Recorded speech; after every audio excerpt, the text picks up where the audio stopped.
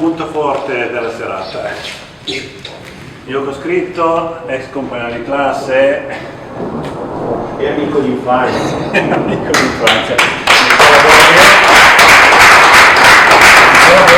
Nicola Bovio, penso che tra le storie, tra le 24 storie scritte nel Vangelo di Luca, sia la più forte, la più potente, la più, probabilmente più autentica. Anche questa poesia qui, questo è un breve racconto, è autentico, ma la sua fa parte della nostra storia. Esatto.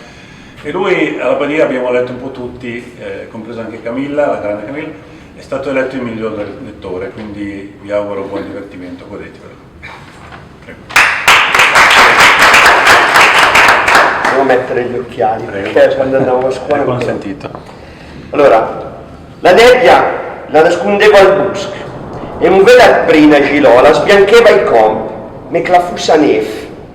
I cani che framevano, indevano in giro sfularmai intorno a noi arci, che camminava in pressa in via della casina, bagnai me luce.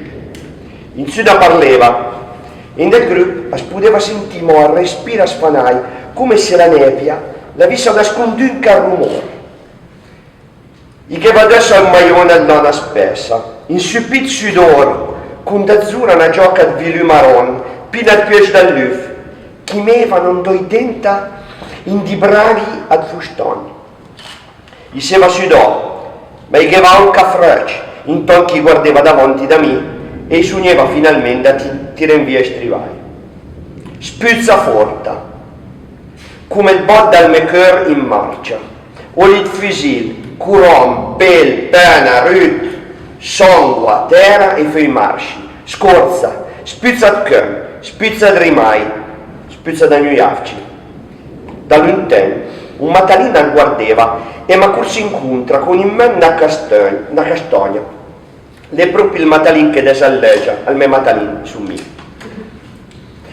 E tre da lì tanciarci boccia a fare bacchino ero con l'equilibrio di una natura facile, personale, ma salvace, che facevano davanti.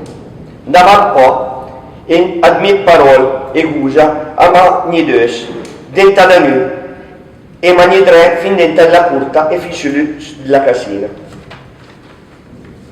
Stacco. D'un colpo, in la sala, gli si va ristomato omat. Un qualcuno parleva, gli affi alla briscola e un po' chi un po' là. Uno dormiva stravolto giù su un tumone, beh già rapezzò. E afci parlavano oramai con quella lingua ligò dal vin russo e dall'alcol, con rusca il patacheva che raspeva in buca.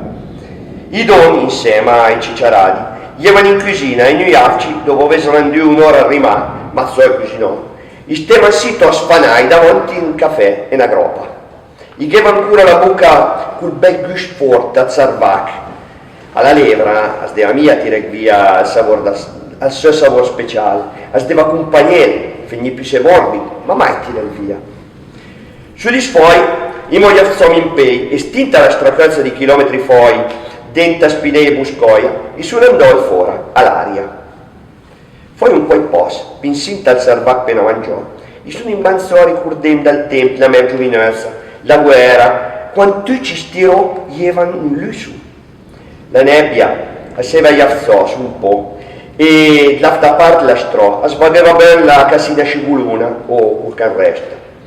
Lontano, verso il sin, al bosco, a sbaiava un'umbriamontona. I guardavi non smadai giughe, lontano in mezzo di campo, in tre margasciuni e i penseva. Se la prossima la saria pestoi l'ultima levra in casina.